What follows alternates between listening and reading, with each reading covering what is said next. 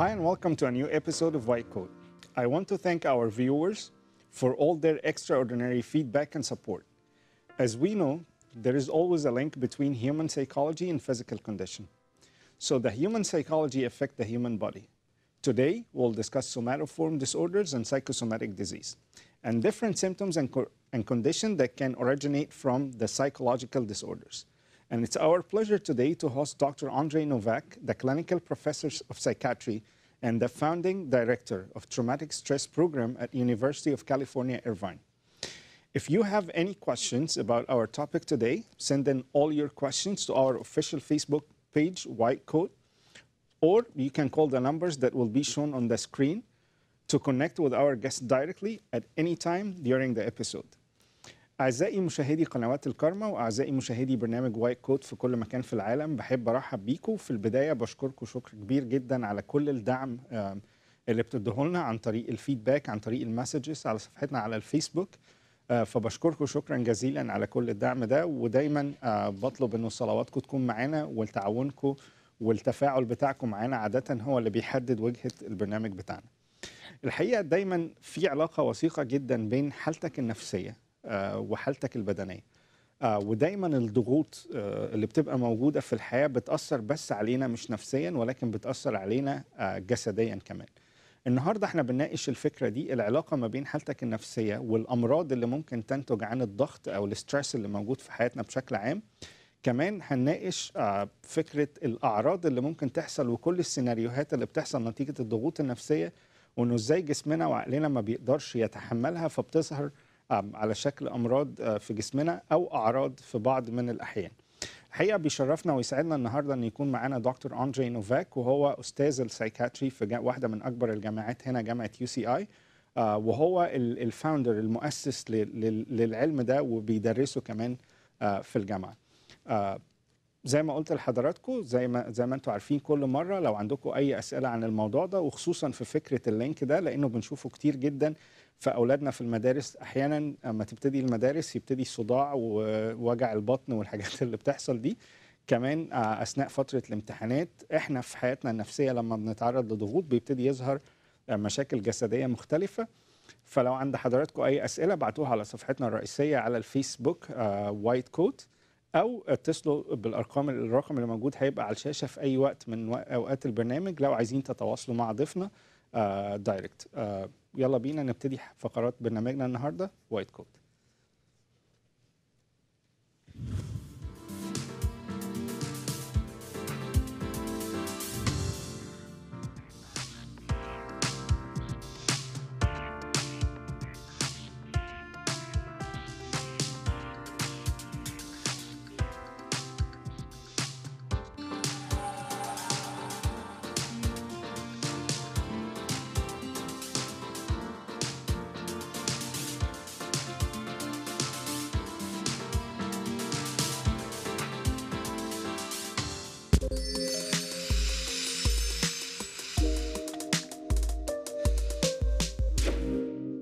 After we discussed the mind diet in the last episode, I got a lot of questions and concerns, and most of them regarding what if I'm not able to follow that diet? Is there any kind of supplement that I can take to help my brain and memory function? And the answer is yes. And today we'll have a look on those supplements. Number one is turmeric. UCLA School has published a double-blind study in the American Journal of Geriatric Psychiatry about turmeric, that it can improve memory and the ability to stay focused and reduce the inflammation and help your mood. Number two is omega-3 fatty acids, which present in fish oil, especially for those who doesn't like fish as much, and it's very vital for maintenance of normal brain function throughout life. It preserves cell membrane health, and it facilitates the communication between the brain cells. Number three is vitamin B12 and folic acid, and it's proven scientifically that lack of vitamin B12 and folic acid really affect your memory. And you should keep a daily intake between 1,500 and 2,000 international units of vitamin B12. Vitamin E, which is very, very important for the health of your brain, and you should keep daily intake below 400 international unit of vitamin E because it really helps your cognitive decline or dementia. But we should take more not more than 400 international units for the increased risk of cardiovascular disease. أعزائي مشاهدي وايت كوت في كل مكان في العالم، الحقيقة بعد ما ناقشنا المايند دايت الحلقة اللي فاتت جات لي أسئلة كتير جدا على صفحتنا على الفيسبوك بتسأل يعني أنت حددتنا في نوع أكل معين وناكل إيه وما ناكلش إيه، بس لو في سبلمنت أو مكملات غذائية تبقى أسهل كتير إن إحنا ناخدها كل يوم. والحقيقة أنا ناقشت النهاردة إن إحنا نختار ده، وهيكون معانا ضيف يناقش ده على التليفون. بس الأربع مكملات الغذائية دي اللي حضراتكم سألتوا عليها المرة اللي فاتت، رقم واحد التيميريك أو الكركم، وده مهم جدا جدا جدا لأن كل الأبحاث الجديدة قالت إنه بيحافظ على الذاكرة بشكل كبير جدا، كمان بيساعد إن أنت تفضل مركز لفترة طويلة، وبيحافظ كمان على نقل النبضات العصبية من خلية لخلية في المخ، فبيحافظ على الصحة العامة بتاع المخ. الحاجة التانية الأوميجا 3 فاتي أسيدز، ودي مهمة جدا، اللي هو الأحماض الدهنية الأوميجا 3، ودي بتبقى موجودة في زيت السمك زي ما حضراتكم عارفين، تبقى حبات صفرة كده موجودة في السوق، ودي برضو مهمة جدا لصحة خلايا المخ وبتساعد الوظائف العامة بتاع المخ والذاكرة. الحاجة الثالثة والمهمة جدا اللي هو فيتامين بي 12 وحمض الفوليك، ودول مهمين جدا لأنه كل الأبحاث أثبتت أن نقصهم بيأثر على الذاكرة وبيأثر على خلايا المخ بشكل عام. فمهم جدا ان احنا ناخد تقريبا من 1500 ل 2000 يونت، ودي بنلاقيها زي ما قلنا كان في الحلقه اللي فاتت، قلنا انه كان في انجكشن، دلوقتي لا بناخدها في نقط تحت اللسان او بناخدها حبوب، وزي ما انا قلت ناخد حوالي من 1500 ل 2000 يونتس في اليوم. اخر حاجه هي فيتامين اي او فيتامين ه، وده مهم جدا كمان، بس ما ناخدش اكتر من 400 يونت في اليوم او 400 وحده، اقراص 400 وحده، لانه اكتر من كده هيبقى فيه مشاكل على القلب. دلوقتي بيسعدنا يكون معنا على التليفون واحد من رواد المجلة. It's our pleasure to have Dr. Kirti Sunder today. He's one of the pioneers about brain tune optimization formulas, especially with his own formula about honey love. Dr. Sunder? Thank you, Dr. Tamer. It's such a pleasure to be back on White Coat TV. It's our pleasure, and today we're discussing the supplements for healthy brain and healthy memory. And you're one of the pioneers in that aspect. So would you please tell us more about the turmeric, especially the formula Honey Love that you have? Absolutely, thank you. As you just alluded to, the exciting research that was published at UCLA and in the American Journal of Geriatric Psychiatry. And I think I want to allude to that because I think this is clearly increasing evidence that turmeric and its components, curcumin, actually would benefit in the prevention of Alzheimer's and, progressive memory problems. I think it's important to note that even though this was a small study of 40 patients between the age of 50 and 90 with mild problems, what was important was that they used targeted turmeric that was better absorbed over an 18-month period and noticed improved memory and even remarkably, the decrease in the amyloid plaques that, as you know, affect the brain in Alzheimer's disease. Wow! So it really helps the memory function, and it helps preventing Alzheimer's disease. And absolutely, and the way it does it is by decreasing inflammation, which I think is the most remarkable part in the prevention, which is, it is a supplement that is a spice that has been used in India for thousands of years. And that you could actually take something such as that in the appropriate dose and ward off dementia is a remarkable, research finding. And what about your formula in the market, the Honey Love? Can you talk to us about it and the benefits of it? Absolutely. So you see, absolutely. I think a lot of people find it hard to, sort of pop pills every day, take supplements and so forth. And we found that a much better way is to actually introduce the turmeric in a honey preparation, which also has other anti-inflammatory ingredients such as ginger and cinnamon and so forth. And raw honey, of course, is very beneficial. It has medicinal properties. Mm-hmm. So Honey Love is one of those that essentially you could take and one spoon every day with almond milk, coconut milk, or milk, and that it then would help with, the benefits that you can accrue over a lifetime. Perfect. And we can buy it on Amazon, right? Yes, absolutely. We can buy it through our website, www.drsundar.com, or through Amazon. And indeed, you can also look at our blogs that talk about all the benefits of the various ingredients and how they help brain health. Amazing. What about omega-3 fatty acid, vitamin B12, and folic acid as well? 100%. As we know, we have more than 20 epidemiological cohort studies as far as omega-3 are concerned. They've been studied the longest, and there are both plant as well as animal substitutes, animal substitutes means fish, and related products. And then, of course, you've got flax that provides the omega-3s. What is clear is the mechanism is slightly different from turmeric. The omega-3s actually protect your nerve cell membranes, especially DHA as well as EPA, that are the basic chemical components of that. Perfect. And there was one study in which it was shown that the blood flow in the brain is actually improved when your omega-3 levels are adequate. And they showed that with neuroimaging studies.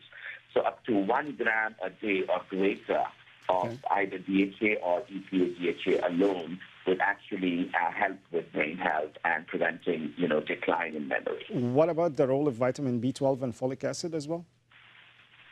Again, I think with B12 studied a long time, water-soluble vitamin that is very involved in building a healthy nervous system. The older you become less efficient in absorbing the B12 from your food because the gastric acid secretion decreases. So it's important to know that most of it comes from animal, from the animal kingdom, such as eating meat, fish, eggs, and dairy. But high doses definitely seem to prevent brain shrinkage in patients and so forth. So taking up to 50 micrograms daily of B12 and getting it checked up with your primary care doctor to look at your B12 levels is a very good idea. And so also with regard to folic acid, basic ingredients of the nerve cell membrane. Perfect. Dr. Sundar, I would like to thank you so much for being with us in White Coat and for all your hard work in brain tune and brain optimization field.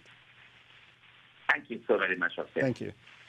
زي ما شفتوا حضراتكم كان معانا دكتور كيرثي ساندر، واحد من الباينيرز في الفورمولا دي بتاع البرين اوبتمايزيشن او الفورمولا بتاع تحسين وظائف المخ. زي ما هو شرح قال انه في فورمولا في السوق حضراتكم تقدروا تشتروها من www.drsunder.com او من على امازون اسمها هاني لاف. كان معانا الصوره بتاعتها على الشاشه. هو خليط من العسل الابيض الرو مع كمان جينجر وسينامون وتيوميريك. والحقيقه زي ما احنا ناقشنا الكركم او التيوميريك بيساعد جدا في وظائف المخ. زي ما قلنا لحضراتكم اربع سبلمنتس مهم جدا تاخدوهم، التيوميريك او الكركم، ودي واحده من الفورمز الموجوده في السوق مع العسل الابيض. فوائدها رائعه جدا، تقدروا تشتروها في اي وقت. الحاجه الثانيه الاوميجا 3 فاتي اسيدز لانها مهمه جدا. الحاجه الثالثه فيتامين بي 12 او بي 12 ومع حمض الفوليك، وزي ما قلنا نقدر ناخدها تحت اللسان. الحاجه الرابعه والاخيره هي فيتامين اي او فيتامين ه، وده ما ناخدش اكتر من 400 يونتس ديلي عشان مشاكل القلب اللي بتحصل نتيجه زياده الفيتامين ده. الاربعه سبلمنتس دول كان هم محور اسئله حضراتكم تقريبا لينا على الفيسبوك. لو مش قادرين تفولو المايند دايت نقدر ناخد السبلمنتس دي بشكل يومي، وهتساعدنا كتير جدا في وظائف المخ والذاكره.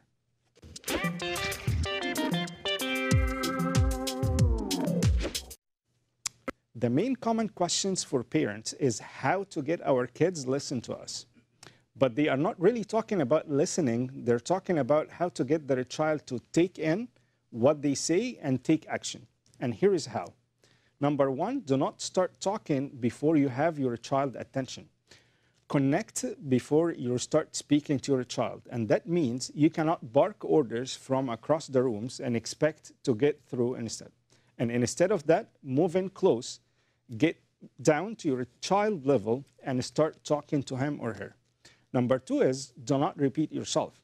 If you have asked once and not gotten a response, that means you didn't get your child attention. So go back to number one or step one and do it again. Number three is use fewer words. Most of us dilute our message and lose the main concept of our message and lose the attention of our child by using too many words. Use few words as possible when you give instructions. Number four, see it from his or her point of view. Your child doesn't have to share your priorities. He just has to accommodate your needs. I will give you an example. If your child is playing and you want him or her taking a shower, you can say it that easy. I know that it's hard to stop playing, but now I need you to take a shower. Number 5 is engage cooperation always. If no one wants to listen to somebody who's given him orders around, because orders will create resistance. So if possible, keep your tone warm and give choices or offers and offer help if needed. Number 6 is stay calm. When we get upset, our kids feel unsafe. So please stay calm to your kids. And you can get them engaged with you in your conversation. Number 7 is set up routines. Most parents, communication to kids consists of nagging. So no wonder children, they don't listen to you. So instead of that, try to set up a routine or daily habits for your kids so you don't need to have a debate every day about them taking a shower or brush their teeth or their sleep time. Number 8, which is the most important one, is you need to listen first. If you stare at your screen while your children tells you about their day at school, for example, so you're role modeling how communication is handled in your family.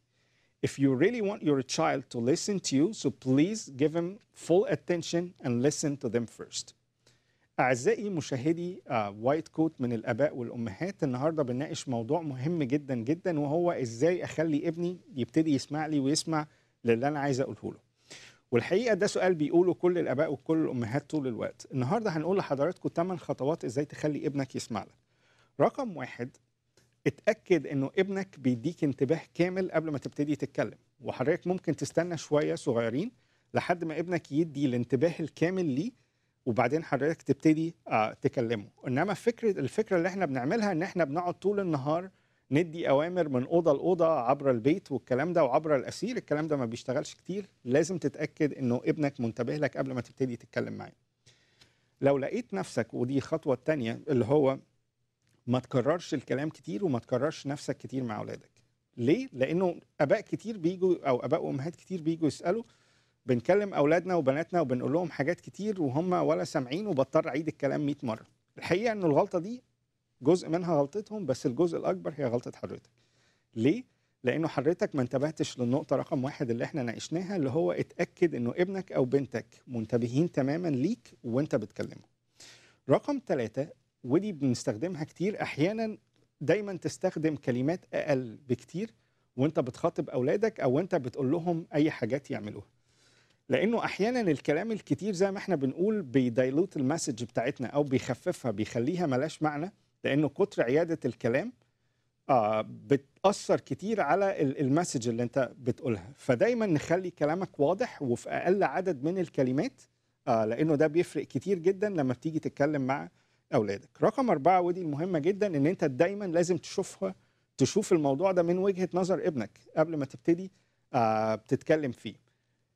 فلازم زي ما احنا قلنا تشوف الموضوع من وجهة نظر طفلك. وهدي حضراتكم مثال بسيط جدا. لو ابنك قاعد يلعب طول الوقت وحضرتك عايزه يدخل ياخد شاور، فلازم تفهمه ان انت فاهم انه هو يسيب اللعب ده موضوع مؤلم جدا بالنسبة له، وان انت متفهم وجهة نظره. فبدل ما تقول له ادخل خد شاور، لا وسيب اللي انت بتلعبه ده، هتقول له انا فاهم ان انت تسيب اللعب ده شيء يعني مش كويس وممكن تدخل تاخد شاور. فانت كده بتحسس ابنك او بنتك ان انت فاهم الموضوع من وجهة نظره. رقم 5، ودي المهمة، ان دايما لازم تتعاون معاهم او ان انت تعرض نوع من التعاون. بمعنى انه اذا هو دايما مكركب اوضته مثلا وانت عايزه ان هو ينظفها، لازم تقول له انا عايز اشوف مين هيساعدني ان احنا ننظف الاوضه دي. لازم كمان تديله اختيارات، بمعنى ان انت عايز تكمل لعب دلوقتي ولا كمان 5 دقائق نبتدي نقوم نلم الكركبه دي مع بعض. فلازم الطفل دايما يحس ان انت اولا بتساعده، ثانيا بتديله اختيارات، فكده هيبقى اسهل انه يتجاوب معاك في الحوار ده. رقم 6، ودي مهمة جدا وانا بشوف انها من اصعب الحاجات اللي ممكن تحصل في التاريخ، ان انت دايما تفضل هادي وانت بتكلم اولادك. الحقيقة ده بيبقى صعب جدا احيانا لانه بيبقوا مستفزين، بس في معظم الوقت اللي احنا بننصح بيه الاب والام انه دايما يكون هادي قدر الامكان، ويحاول يدي الانستراكشنز بتاعته او تعليماته لاولاده بصوت هادي وبصوت واطي، وقدر الإمكان كون هادي باستمرار وحافظ على هدوءك ده. رقم 7، ودي فعلا بتقلل الاحتكاكات اليومية الكتيرة جدا، إن إحنا دايما يبقى عندنا روتين أو نظام يومي لأولادنا. بمعنى إنه أولادنا يبقوا عارفين إنه ميعاد نومهم الساعة كذا، إنه هيغسلوا أسنانهم الساعة كذا، هيقعدوا على التلفزيون من الساعة كذا للساعة يبقى في روتين وفي نظام. فده يقلل الاحتكاكات، ووجود النظام ده كمان بيوري ابنك وبنتك اللي ليه واللي عليه، وده بيبقى شيء مهم جدا. إنه بيخليه يسمع على طول، مش كل شوية هندخل في الديبيت ده. بتكرار النظام ده هيبقى الموضوع أسهل بكتير. رقم 8، ودي يمكن أنا بقولها كل حلقة ومش هزهق إن أنا أفضل أقولها، لو عايز ابنك يعمل حاجة لو سمحت ابتدي بنفسك. فلو هو عايز تتعلمه يسمع إنه ينصت، عليك أنت إن أنت تنصت له باهتمام أولا. والحقيقة إنه في نقطة مهمة جدا بتحصل معانا كلنا، إنه بنكلم أولادنا وهم قاعدين قدام التلفزيون، وبنيجي نلاقي آباء وأمهات يشتكوا إن هو ابني أو بنتي مبحلقين في التلفزيون طول النهار ومش واخد باله من اللي أنا بقوله. عارف حضرتك ابنك أو بنتك جابوا الحكاية دي منين؟ جابوها منك أو منك كأم، لأنه كتير قوي هم حاولوا لما كانوا بيكلموك حضرتك باصص في السيلفون بتاعك أو بتتفرج على ماتش ومش واخد بالك منهم خالص. فالفكرة كلها إن إحنا إذا عايزين أولادنا يتعلموا إن هم يسمعوا، علينا إن إحنا نسمع لهم ونديهم اهتمام كبير جدا جدا جدا. لو إحنا مشينا ال8 خطوات دول هنعلم ولادنا إن هم إزاي يسمعوا لنا كويس.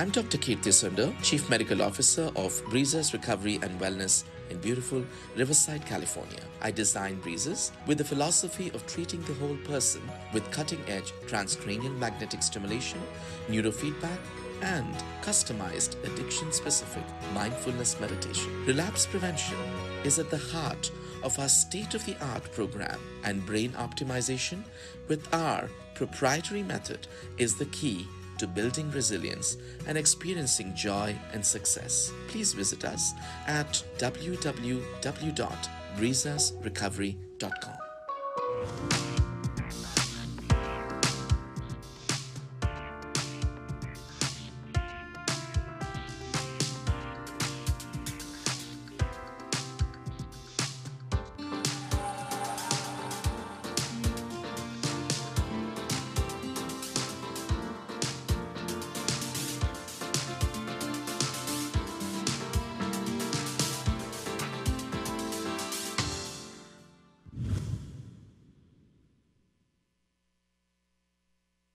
Hi, I'm Andrei Novac. I'm a clinical professor of psychiatry at the University of California, Irvine, in the Department of Psychiatry, and also the founding director of the Traumatic Stress Program. I did my medical training back in my country of origin, Romania, where I graduated from college and the Carol Davila Medical School. And upon graduation, I also did a 3-year training in pediatrics. I immigrated to the United States as a refugee, and upon getting my credentials in this country, I embarked on my training at UC Irvine in psychiatry.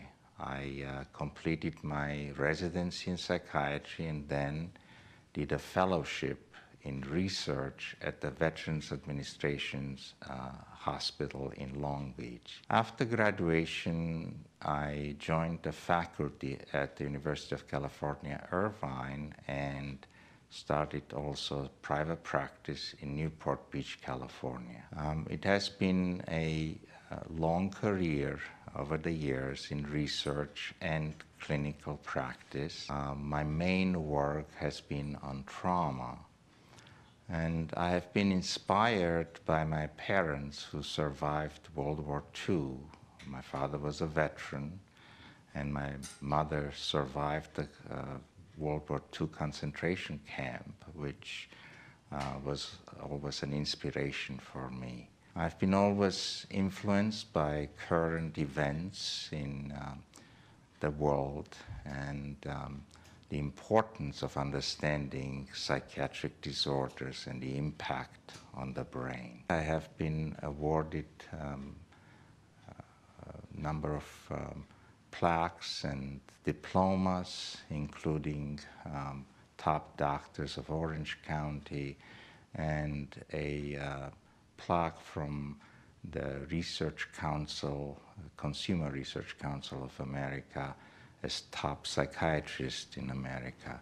I balance my life in practice and research with a personal life. I have a family that has been very supportive. My wife, Bonita, who is both a linguist and a musician, has been very supportive, and we have done a lot of music in our family, which I feel balances intense professional activity. I'm very blessed to have my daughters, Irene, who is an editor and has helped me publish a book of poetry that will be coming out soon. Rachel, who works in the movie industry, and Allegra, who is becoming a psychologist. So I have some family pedigree that follows my own professional interests. In addition, we take trips and do sports. I'm a skier, and we go on family trips every summer. Stay tuned for me on March 10th at Alkarma TV on White Coat.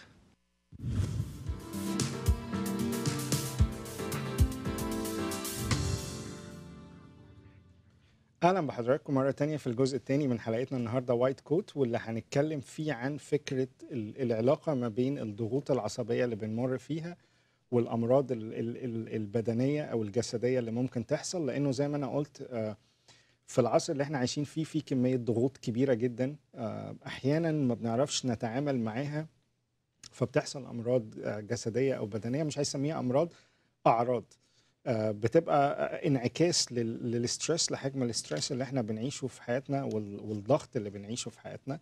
النهارده بيسعدنا ويشرفنا ان يكون معانا واحد من رواد المجال ده. It's our pleasure and honor today to have Dr. Andrei Novac, first time on White Coat, to talk about somatoform disorders and psychosomatic disease. So it's a pleasure and honor to have you, Dr. Novac, today. Thank you so much. In the beginning, just to understand more about what is psychosomatic or what somatoform disorders, what are somatoform disorders? Somatoform disorders are actually psychiatric conditions that manifest in form of physical symptoms in a variety of forms. Okay. And what is the psychosomatic disorders? A psychosomatic disorders is actually a medical condition, a physical condition that has a psychological component in its origin. So these are very typical physical conditions, but the trigger usually has a psychiatric or psychological component. Right. So الحقيقة سؤالي لدكتور نوفاك الأولاني كان عن إيه هي السوماتوفورم ديسوردر أو السايكوسوماتيك ديسوردر، اللي هو إحنا قلناها بالعربي، اللي هو فكرة الأمراض الجسدية أو العضوية اللي بتحصل نتيجة الضغوط النفسية. فقال لي إنه في نوعين منهم بيبقى النوع الأولاني اللي بنسميه السوماتوفورم ديسوردرز، ده بيبقى كله عبارة عن ضغط نفسي أو مشكلة نفسية معينة بتطلع في صورة أعراض جسدية، وليها أعراض كتير هنتكلم عنها دلوقتي، زي مشكلة القولون العصبي اللي بنتكلم عليه في مصر كتير، مصممين نسميه القولون العصبي ولكن بيبقى له اسم تاني. الحاجة التانية المهمة جدا فكرة الراش، الطفح الجلدي اللي بتظهر، كل الكلام ده هنناقشه النهاردة. أو أحيانا إنه في ناس بتيجي بأعراض تشبه الشلل، تشبه الجلطات، كل ده هنناقشه النهارده مع بعض. انما السايكوسوماتيك ديس اوردرز قال لي انه هي دي بتبقى فعلا موجود مرض، ولكن جزء منه بيبقى نفسي. واحنا هنناقش النوعين، اللي هو الجزء اللي ناتج عن المشاكل النفسيه بس وبيظهر في صوره اعراض، او الامراض العضويه اللي فيه جزء منها نفسي. So when we talk about them, the classification of somatoform disorders to start with before we start explaining one by one. Right. So there are a variety of subgroups of these disorders. I would first start with the so-called somatization disorders. Unlike the term somatoform, which is the global term, somatization is a subtype. Another type would be the psychogenic pain or pain disorders. Yet another type is the so-called conversion disorders. There are other conditions like hypochondriasis, which is a subtype. There's malingering and factitious disorders and body dysmorphic disorders. Right.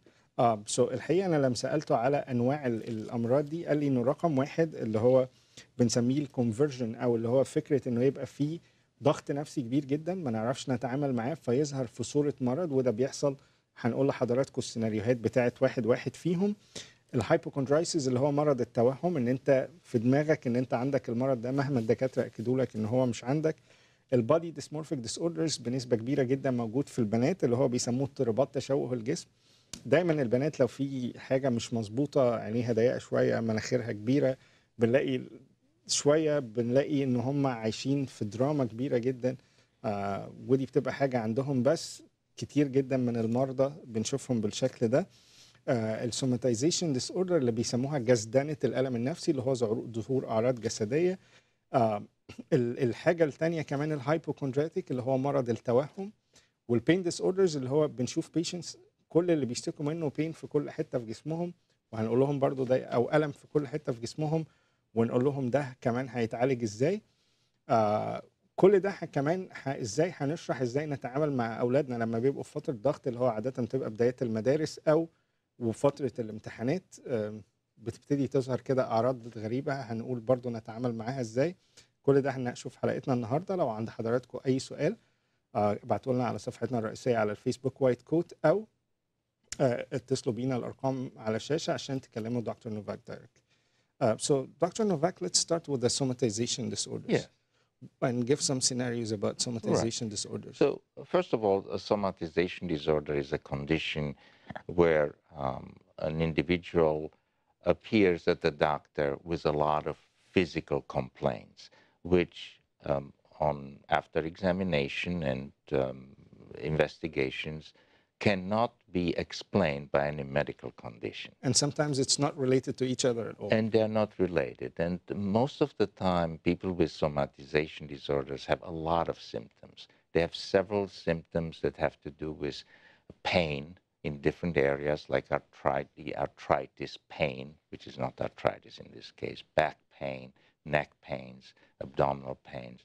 There are usually several symptoms related to gastrointestinal, like gas or diarrhea, or a variety of symptoms. Also, often sexual symptoms, sexual complaints. And finally, the so-called pseudoneurological or neurological symptoms. And as I said, these can be, one individual can have a lot of these symptoms that would not be explained by one condition. The differential diagnosis would be several medical conditions. And this is, it's usually very dysfunctional. People like this do not function well in life. So anymore. It really impaired their life, like day-to-day life. It's very impairing. It's very impairing to have those. And these symptoms are not fabricated. People are honest when they say that they have the symptoms. So the body produces somehow symptoms that don't have a pathological reason behind them. الحقيقة لما سألت دكتور نوفاك على السوماتيزيشن ديسوردرز، أو زي ما بنسميها ظهور الضغوط النفسية والمشاكل النفسية في شكل أعراض جسدية، قال لي أنا هديك سيناريو. بيشنت بيجي بيشتكي عادة من 4 حاجات. الحاجه الاولانيه الم في اي حته معينه في جسمه، في صداع في راسه، في الم في المفاصل بتاعته، كل ده. الحاجه الثانيه انه بيشتكي دايما من اعراض في الجهاز الهضمي بتاعه، انه بيشتكي دايما انه في انتفاخات او غازات، اسهال، امساك، كل الانواع الاعراض بتاع الجهاز الهضمي. الحاجه الثالثه انه بيشتكي احيانا يعني من اعراض سيكشوال، وبنشوفها كتير في الرجاله، انه بيفقدوا، بيقول انا القدره الجنسيه بتاعتي يعني بدات تقل جدا، عندي مشاكل في الانتصاب. الحاجات دي كلها بنشوفها في الرجاله كتير من اللي بيعانوا من السوماتيزيشن ديس اوردرز تحديدا. كمان قال حاجه اخيره انه ممكن تظهر في شكل عصبي، زي انه يحصل تشنجات او الكلام ده كله، وبيبقى اكشولي ما فيش اي حاجه عندهم. قال لي كمان انه الاعراض دي احيانا لما البيشنت بيجي بيها بتبقى ملهاش علاقه ببعضها خالص. يعني عندي صداع وصابع رجلي الصغير وجعني، وعندي مشاكل في بطني، والحاجات دي كلها ما بيبقاش ليها اي علاقه ببعضها، ولكن فعلا البيشنت بيبقى حاسس بده. يعني البيشنت مش بيهزر، وفعلا بتبقى زي ما بنقول حياته فيها مشاكل، ما بيقدرش يروح الشغل بسبب الحاجات دي. فده كله بيبقى من الأعراض اللي بتظهر في البيشنت ده. So usually how the doctor deals with those kind of symptoms when it happens? So once it is established that there is no physical disorder behind it, and that's very important because one can have both. One can have somatization, but underlying there could be also a significant medical condition. But once the medical condition is ruled out, it is important that we remember that these symptoms very often have both the predisposing factors and also some traumatic stress component.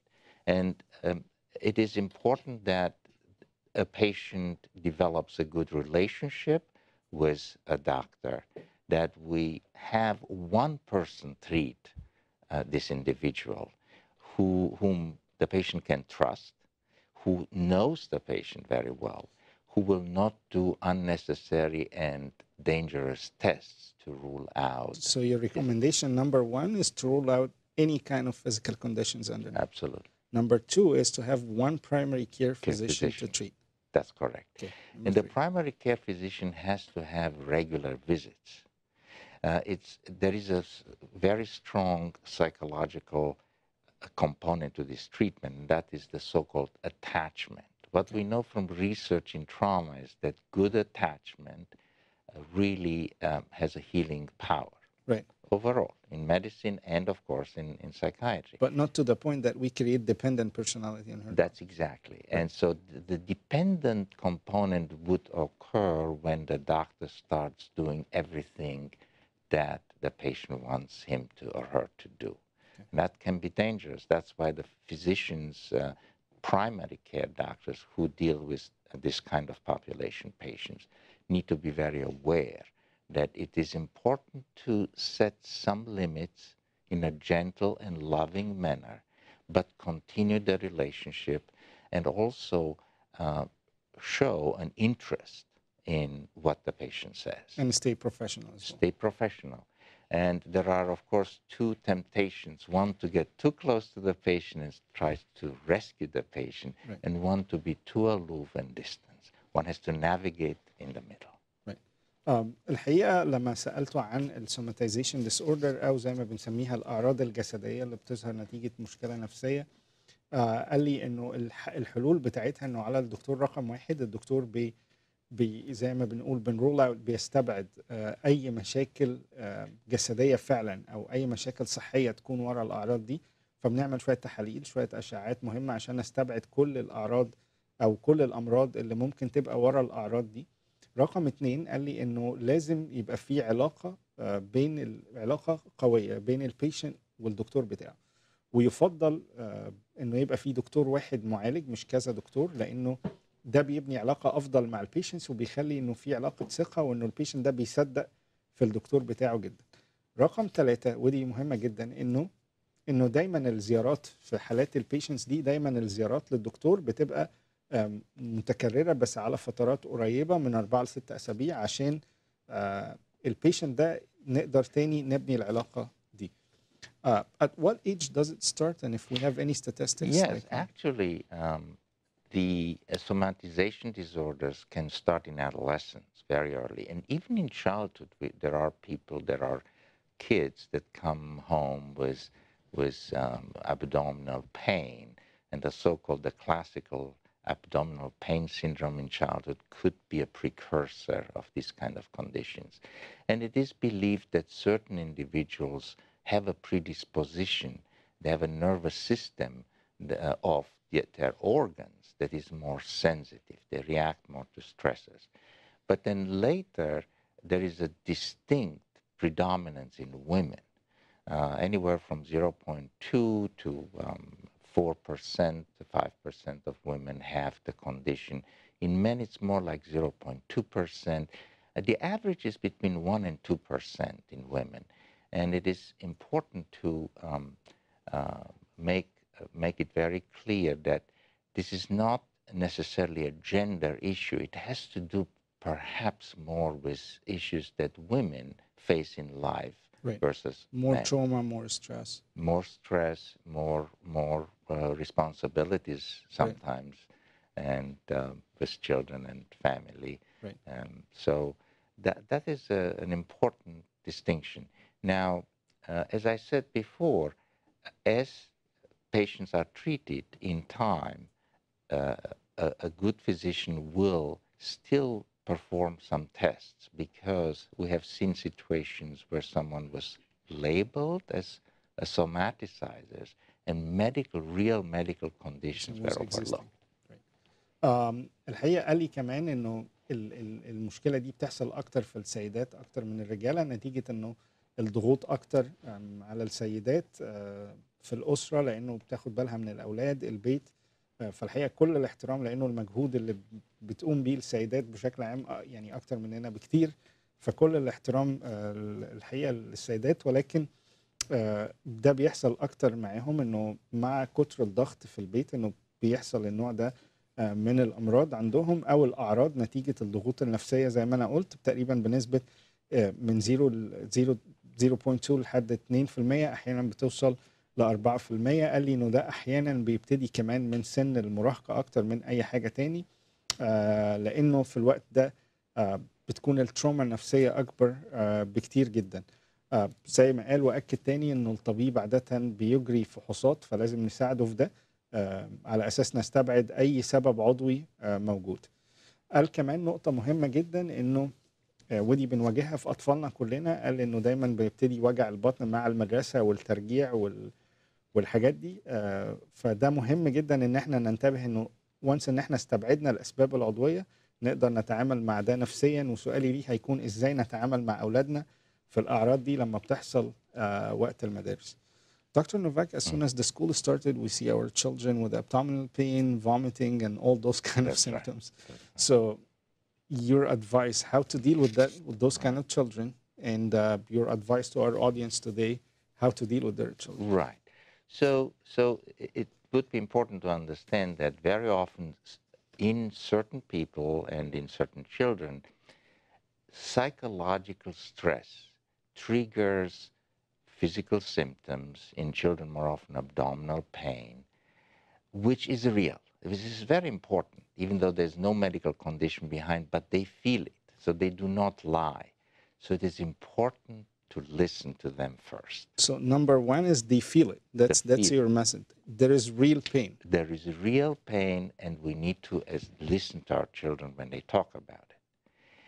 So spending time and asking them questions, you know, in a loving manner, where is the pain, when does it occur, is very important, because then children feel that they are listened to. Now, the second thing we have to keep in mind, since it has to do with stress, and the most stressful events most of the time in children is school, it is important to find out what's happening in school. Is there a subject or a teacher that they feel uncomfortable with? And very often helping in that direction, finding out if will help the pain in time. But it is also important to sometimes take them to a pediatrician and so that they know that they don't have a medical condition. Because children, like adults, once they perceive pain or a physical symptoms, there's a conviction there They need that some something is assurance. wrong. Right. And of course, they would feel not very well understood if by the answer to their pain would be, well, tell me what's happening in school.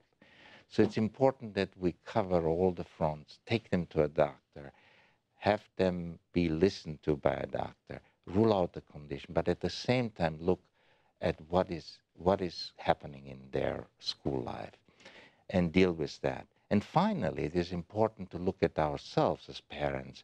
How much time have we spent with them? Are they telling us? Is there a message here that we have to spend more time, do things with them? And if we cover all these, there will be a relief eventually. So sometimes it's a good chance to evaluate our parenting style. Our parenting style is very important, even if we are the best parents in the world. Right. Sometimes we're too good of parents. Right. Or we're preoccupied that we're best Exactly. parents in the world.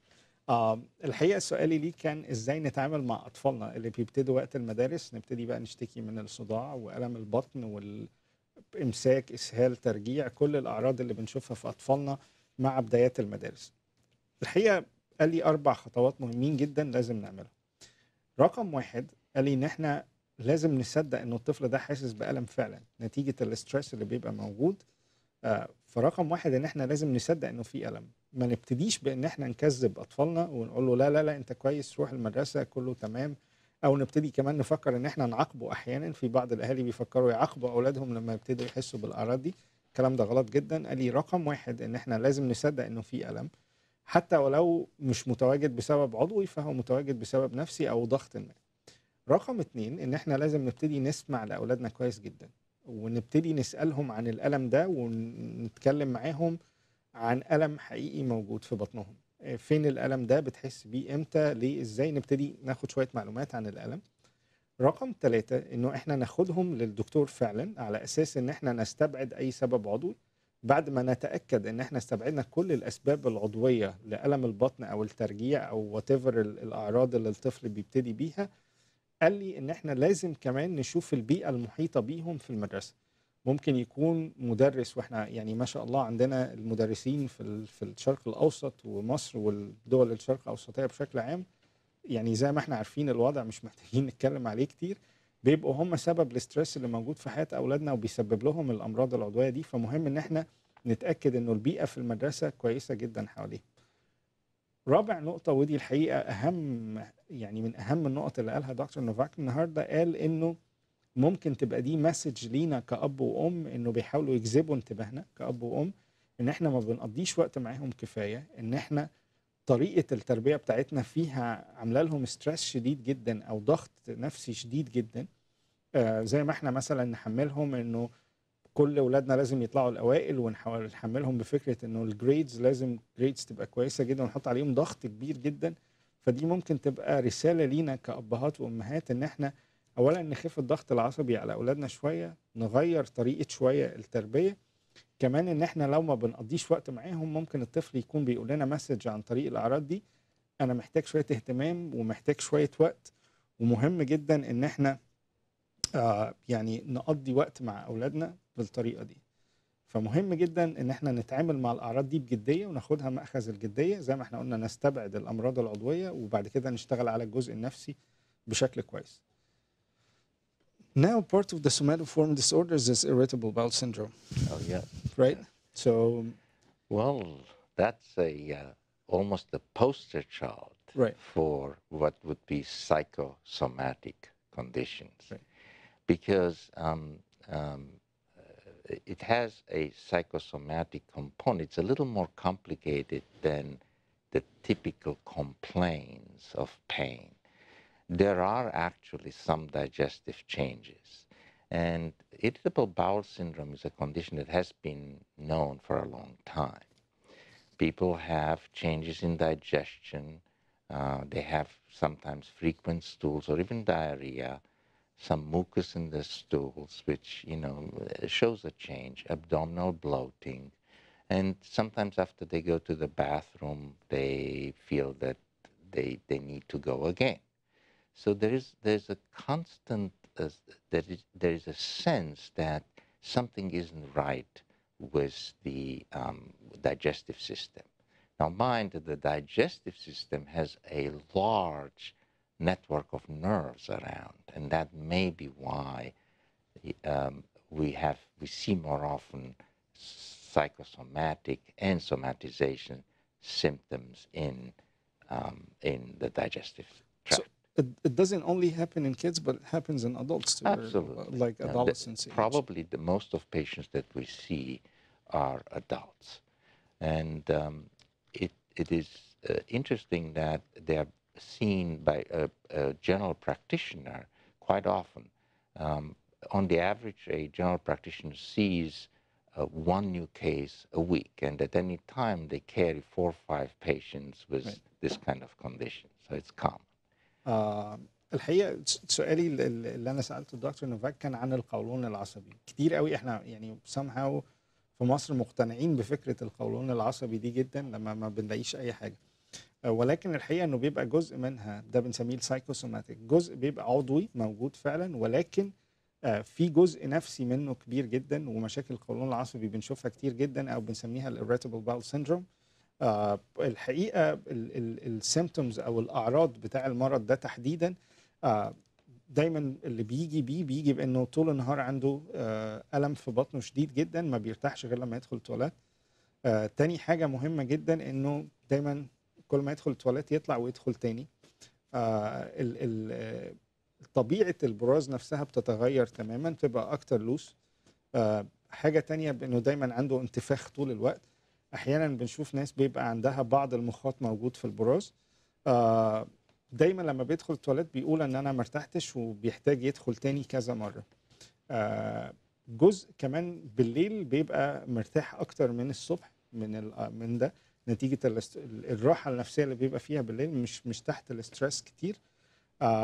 على فكره الوزن ما احيانا بيتغير شويه، يعني فوق او تحت، يعني بزياده او بالنقصان. فقال لي انه ده جزء منه بيبقى نتيجه مشكله فيه نتيجه حركه الامعاء نفسها، وجزء منه كبير بيبقى جزء نفسي كبير جدا. So how do we get to the diagnosis of irritable bowel syndrome plus how we treat? Yes, first of all, it's important to make a difference between someone who has pure irritable bowel syndrome and someone who has irritable bowel and depression and anxiety. If there is a sign of depression and anxiety that is coexistent, we want to treat first at the anxiety and depression, because that can be very effective.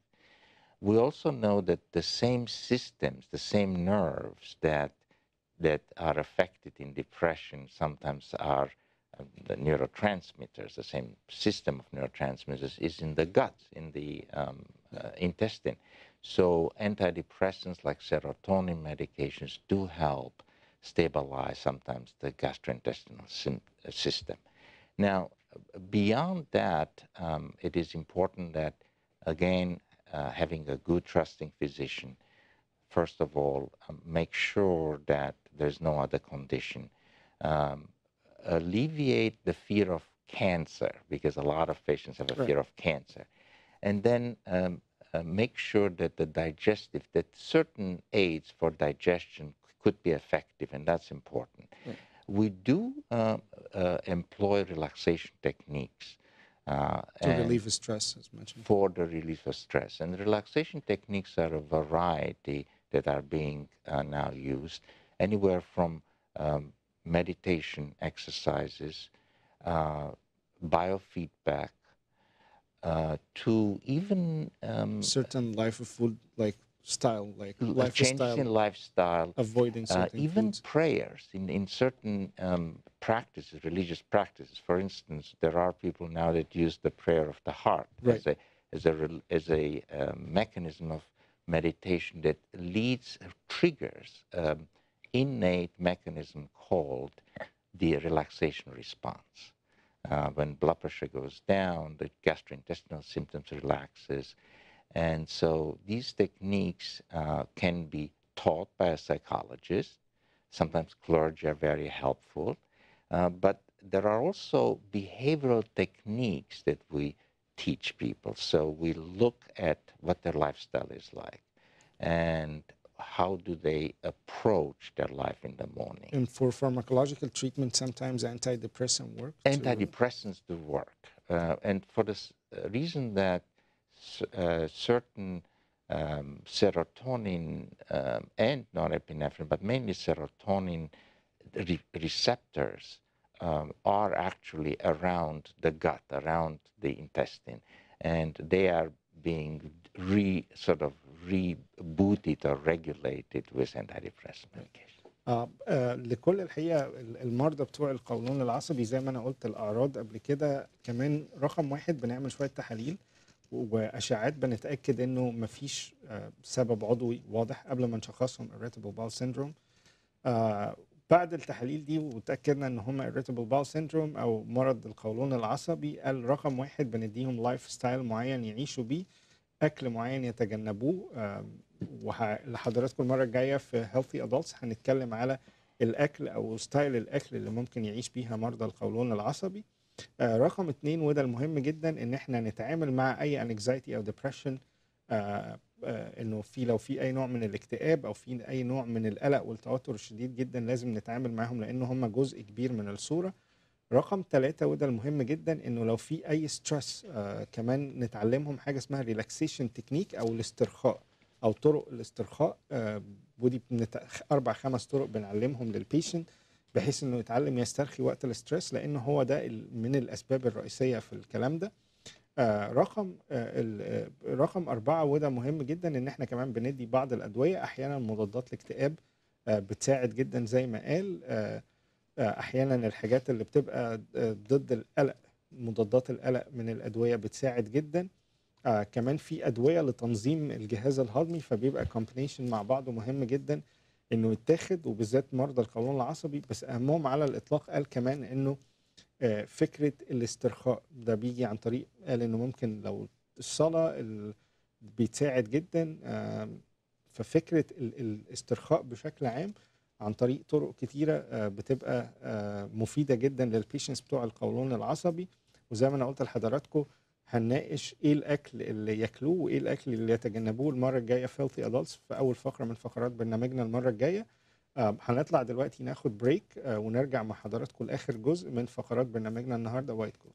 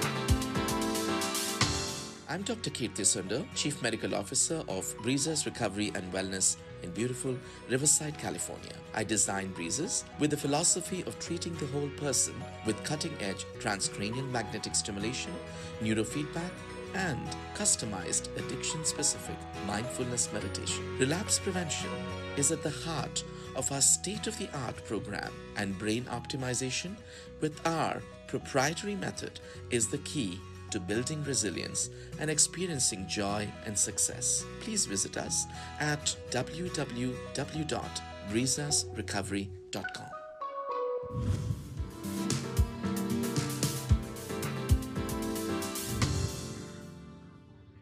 أهلا بيكم مرة تانية في الجزء الأخير من برنامجنا النهاردة وايت كوت. بنتكلم على الأمراض أو الأعراض الجسدية اللي بتيجي نتيجة ضغوط نفسية كتير. ناقشنا أمراض القولون العصبي، ناقشنا أمراض اللي بتحصل للأطفال بالذات وقت المدارس. كل دول زي ما بنقول بتبقى حاجة ما نقدرش نلمسها. لما واحد يجي يقول لك عندي صداع، ما تقدرش تشوف هو فعلا عنده صداع ولا لا، أو ألم في بطني، كل الكلام ده ما بنقدرش نلمسه.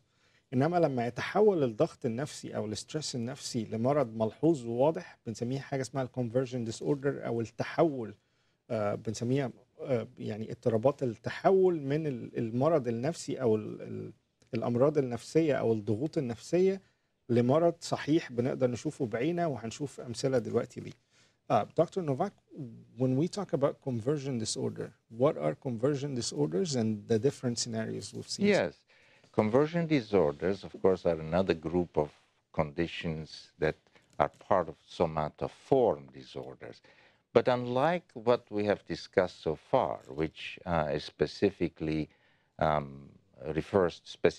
refers to complaints from inside the body, like different pains, gastrointestinal symptoms, even palpitations, and so on, the conversion disorders are functional abnormalities that are very visible.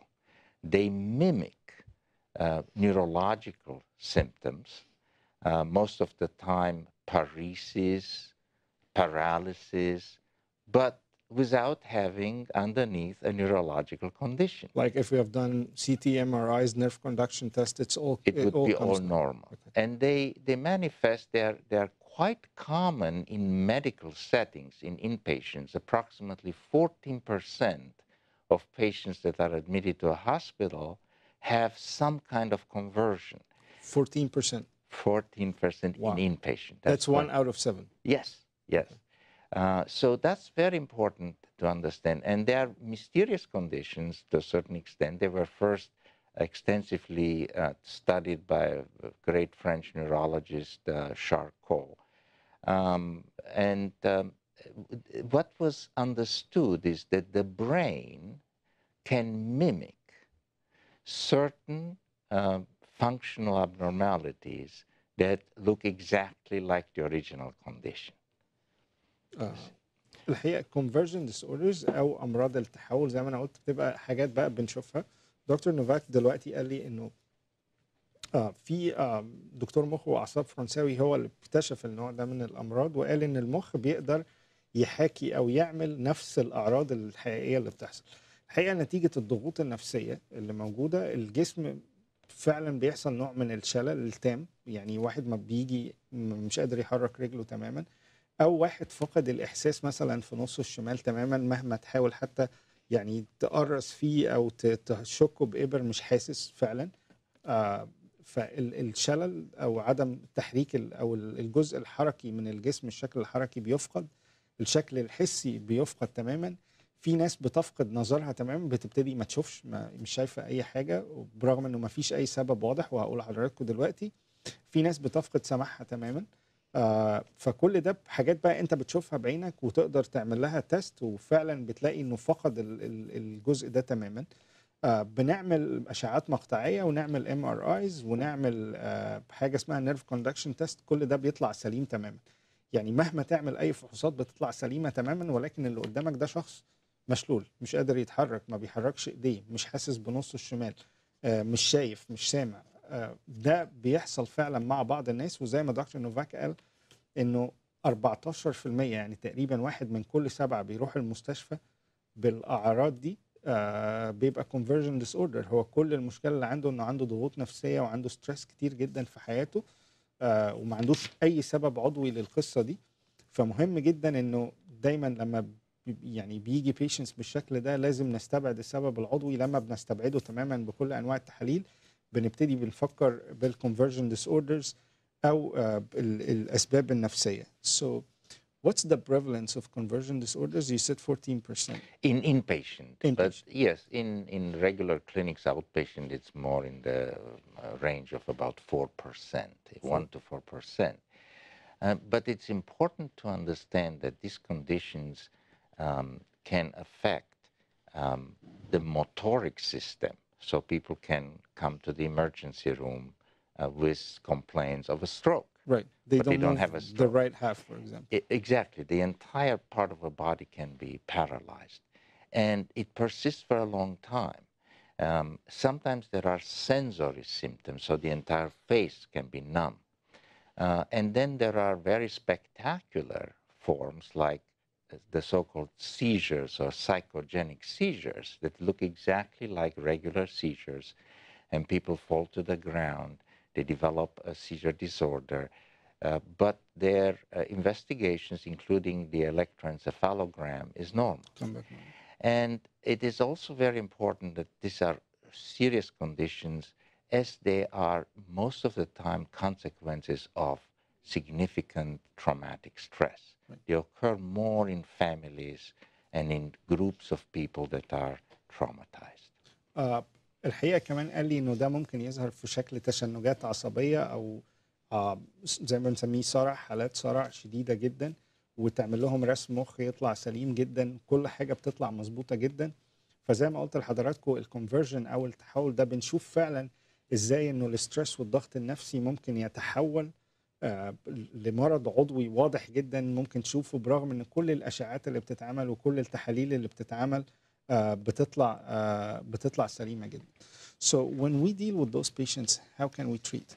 Yes, so the important thing is, first of all, to rule out other medical conditions. Then it is also important to find out whether they do have psychiatric symptoms like anxiety and depression. Mm-hmm. Those can be treated fast, and it usually leads to a diminution, a decrease in symptoms of conversion. The next step is we really need to assess how severe the functional incapacity is. If they move a little bit their arm, we need to actually refer them for physical therapy. So it is important that the periphery of the body is being treated and given attention. Trying to prevent more atrophy. More atrophy and even a worsening. And it is also a soothing effect on the patient's psyche. Remember that these are people that are traumatized most of the time or come from a traumatic background. Now, the other thing is that in these cases, it's important that the physician, usually in this case a neurologist, works in close conjunction with a psychiatrist or psychologist. And it really needs like experienced neurologists to catch it. Exactly. Right. And that's because you mentioned neurologists. The majority of people that see initially conversion disorders are neurologists. Right. And they see the seizures disorders, and they are very well informed. But they're not all, and they will recognize that they need the help of a specialist.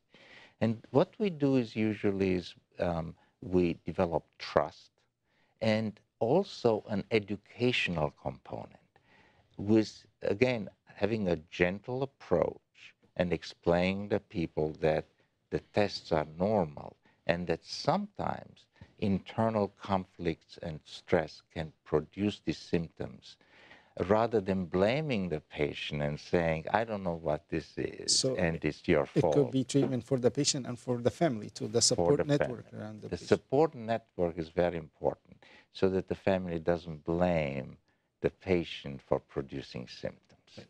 And in the long run, these people slowly improve and recover.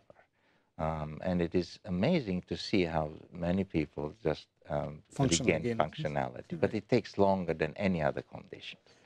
الحقيقة في الكونفرجن أو اللي هو التحول اللي احنا قلنا إنه بيحصل نتيجة الضغوط دي، إن أنت بيحصل توقف تام للجزء الحسي أو الجزء الحركي في جسمك. زي قلنا بييجوا بصورة شلل، أحيانا بييجوا بصورة إن هم مش حاسين بجزء من جسمهم تماما، تشنجات. قال لي كل ده لازم أولا يتعالج. رقم واحد إن أنت تعمل أشورنس للبيشنت وتأكد عليه باستمرار إنه مفيش أي حاجة عضوية. رقم 2 وده المهم جدا، إن أنت بس مش تعالج البيشنت، تعالج كمان الناس اللي حواليه اللي هم قد يكونوا سبب الاسترس اللي هم عايش فيه، ولازم تعلمهم إزاي يتعاملوا مع النوع ده من البيشنت.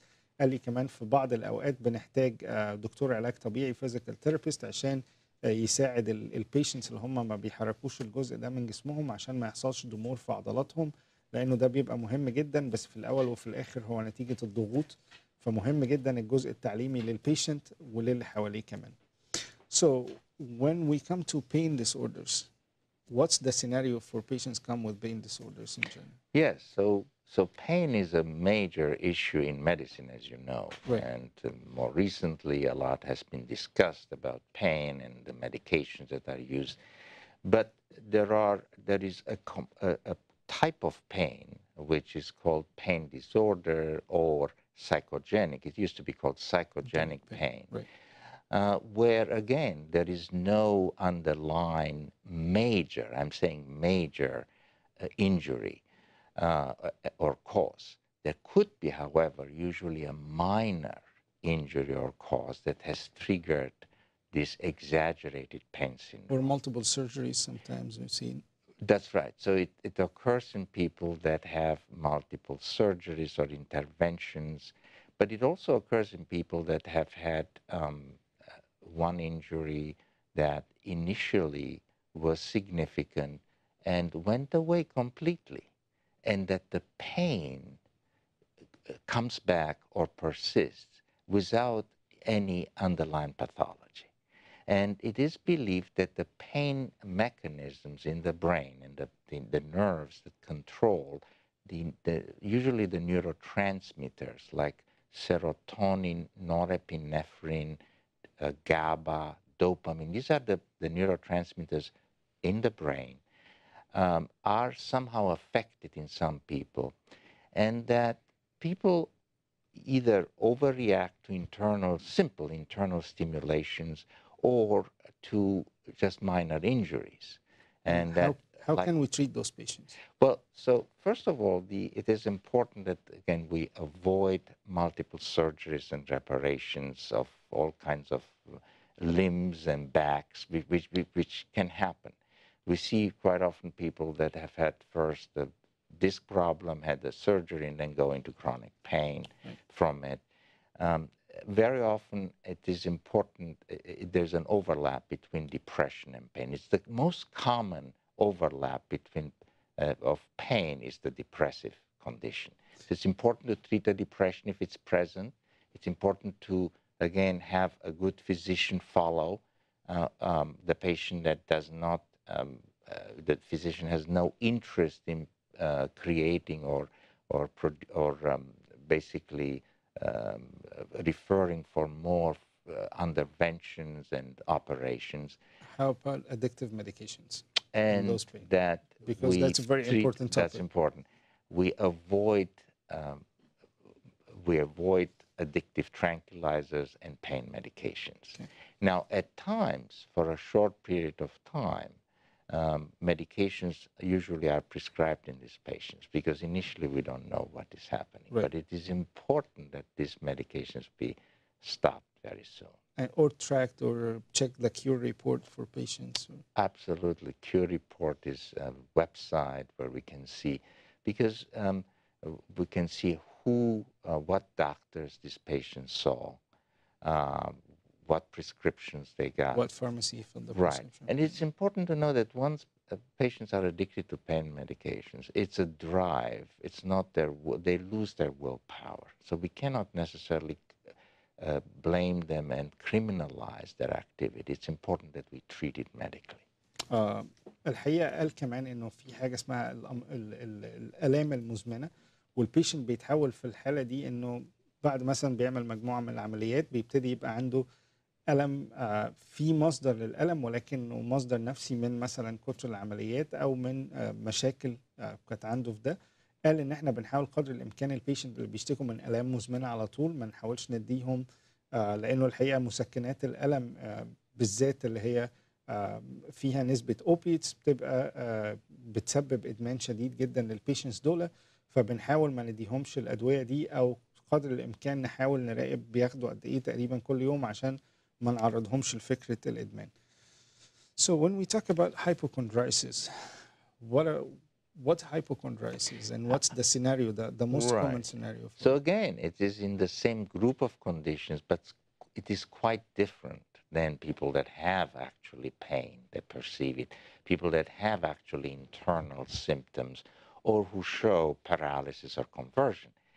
In hypochondriasis, it's a fear and of a medical condition and a conviction that develops. So they're preoccupied. They're extremely preoccupied by the fact that they have a medical condition, usually triggered by some internal stimulations of physical symptoms that are totally very vague and benign. But the belief is very serious, and people like this usually, people with this condition start shopping doctors. They go from doctor to doctor because they cannot believe that their tests are normal and they have no physical condition. And again, how do we treat those groups of patients? So this is a difficult, sometimes difficult to treat. Again, they do believe that their place is in a doctor's office. So we can use that, having them followed by both a general practitioner, and if they're willing, and this is important, to see a counselor, then we should make the referral. And the referral very often is made with the family. Approaching this from a family point of view, making them understand that they do not suffer from a condition, but the fear of a condition, and that support by the family and by the doctor will lead eventually to becoming calmer of that is important. Is there any predominance in prevalence between women and men? Or? Well, what we know is that women are more prone to develop it, but in some, again, in some communities, it's about the same. So it's not such a striking difference as we see in somatization disorders.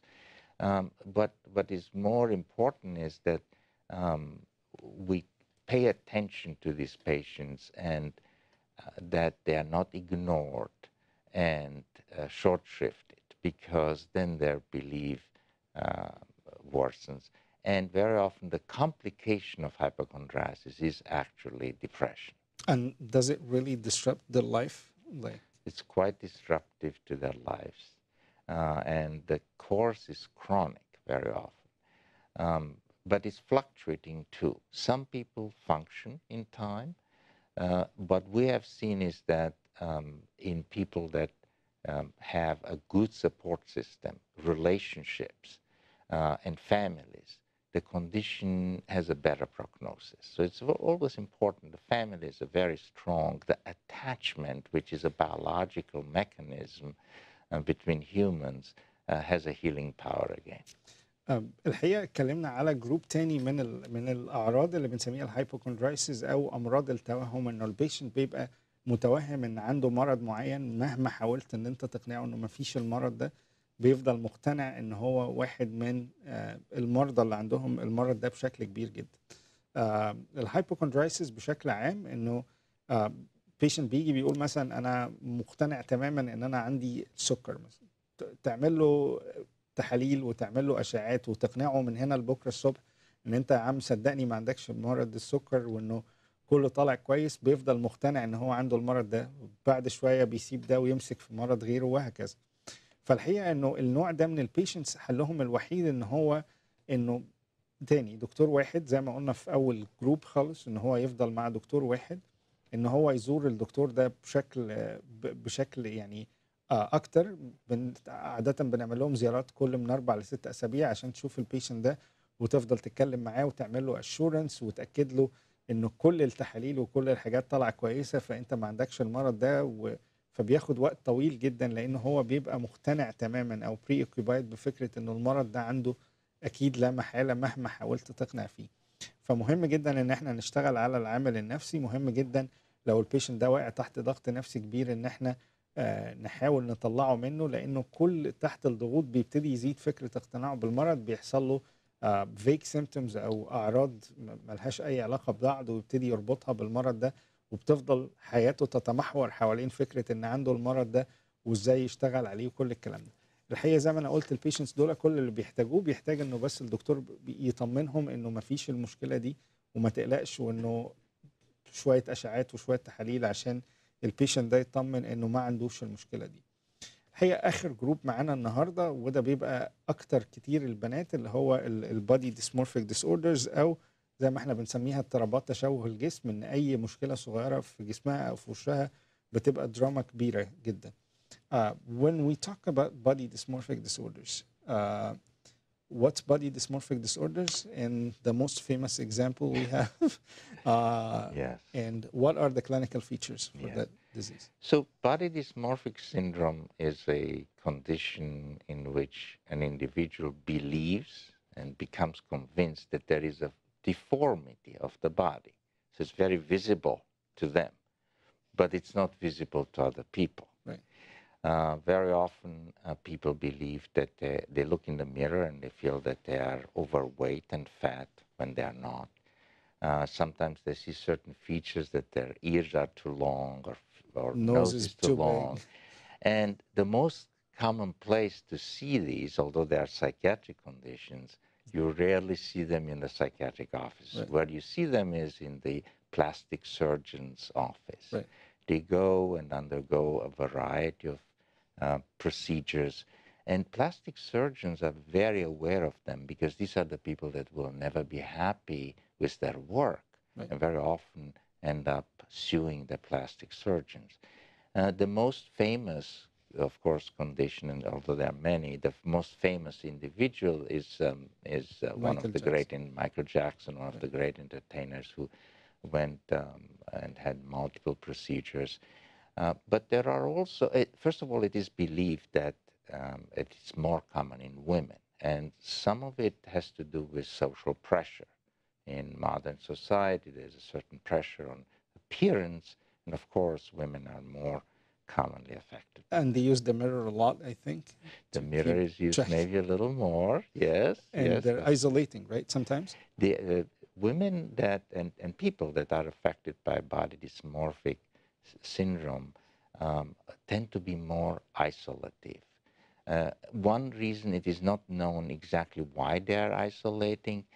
Some people believe that it is because people give them the feedback that they don't want to hear. Right. At other times, it is also believed, and again, there's not 100% proof, that body dysmorphic syndrome is due to an internal conflict, very often a sexual conflict, which Right. is projected to another part of the body. Right. الحقيقه البادي ديسمورفيك ديس اوردرز، او مرض او توهم تشوهات الجسم بشكل عام، اكتر كتير جدا جدا بيبقى في البنات تقريبا بنسبه 90%. بنلاقيها انه هي شايفه حاجه في نفسها ما حدش تاني شايفها غيرها، انه مناخيرها كبيره شويه، ودانها طويله، يعني شعرها مش عارف ايه، الحاجات اللي هي بتشوفها البنات في نفسها ما حدش تاني غيرها شايفها. بنلاقيها بتقضي اوقات كتيره جدا جدا قدام المرايه.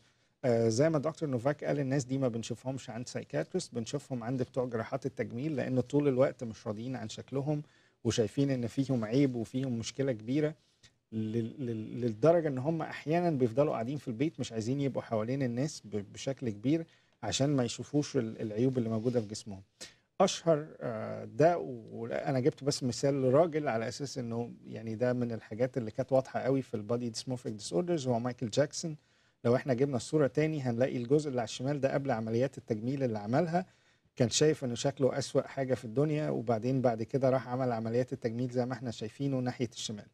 كتير جدا من دول بنشوفهم كمان في الممثلات، كتير اليومين دول بتلاقيهم مش مقتنعين، ودايما شايفين انه الحته دي كبيره والحته دي صغيره محتاجه تصغر، والقفاء عالي، وحاجات غريبه كده بتحصل. فالبادي ديسمورفيك ديس اوردرز بشكل عام دايما عمره ما هيرضى على نفسه، عمره على طول مقضي نص حياته عند جراحين التجميل، والنص التاني قدام المرايه بيحاول يثبت، بيشوف ايه اللي بيحصل وازاي نشتغل على الاعضاء دي، اللي نصغر حاجات ونكبر حاجات وحاجات. بيفضل طول عمره مش راضي على حاله خالص. بنلاقيها بنسبه كبيره زي ما انا قلت في البنات، بشكل كبير جدا بنلاقيها مع برضو المشاكل النفسيه اللي بتحصل. Big part of the body dysmorphic disorders is related to serotonin imbalance, right? That's right, and very often people respond to antidepressant medications. Serotonin is a neurotransmitter that has a buffering effect on all emotions, negative emotion especially, and of course relieves depression.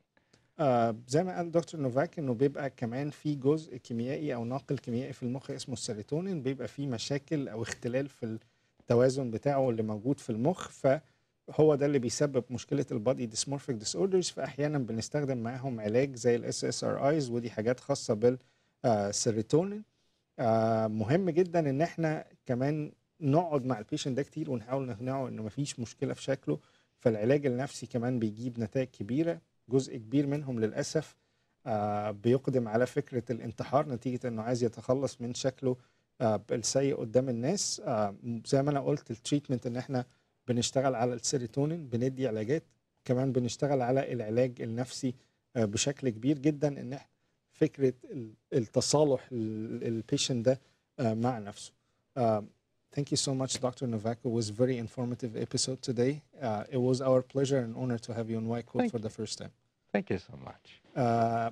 أشكركم أعزائي المشاهدين على حسن استماعكم النهاردة. كانت حلقة معاكم إن إحنا وريناكم إزاي إن ممكن الاسترس والمشاكل النفسية والضغوط النفسية اللي بتحصل فعلا تؤدي لأعراض جسدية وأمراض كتيرة جدا، والبيشنت بيفضل دايخ إنه يتعامل معاها.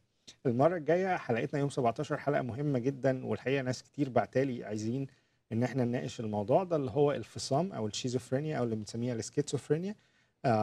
اللي حلقة يوم 17 هيبقى معانا 2 دكاترة من أحسن الدكاترة اللي بتناقش الموضوع ده. هنناقش كل العلاجات اللي بتتاخد في مشكلة الفصام أو السكيزوفرينيا. هنناقشها معاكم يوم السبت الجاي إن شاء الله. بشكركم على حسن استماعكم النهاردة، ونشوفكم على خير إن شاء الله، وحلقة جديدة من وايت كوت الأسبوع الجاي.